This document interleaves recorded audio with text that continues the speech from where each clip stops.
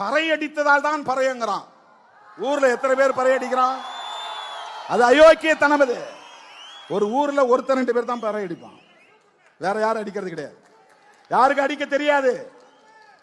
ஊர்ல ஒருத்தர் 2 பேர் ஆண்டை சாதிகாரம் வச்சிருப்பான், என் வீட்டுல பணம் வந்துச்சு வந்து அடிச்சிட்டு போமா. இப்பெல்லாம் அது எவனும் போறது கிடையாது. பிறந்த உடனே எல்லாம் கண்ணு முழிச்சதும் சென்னைக்கு வந்துடுறான், பாம்பேக்கு போயிடுறான், நாக்பூருக்கு போயிடுறான், டெல்லிக்கு போயிடுறான். நீயே உன் சாணியை அள்ளிக்கடான்னு போயிடுறான் அவன். நீயே உன் பணத்தை போய் புதைச்சிக்கோ, நீயே எழுது சொல்ல போ, அப்பதான் உனக்கு புத்தி வரும். இப்ப 10 ஆண்டுகளாக இது இது திருமாக்காலம் என்று பாடல் பாடுகிறோமே,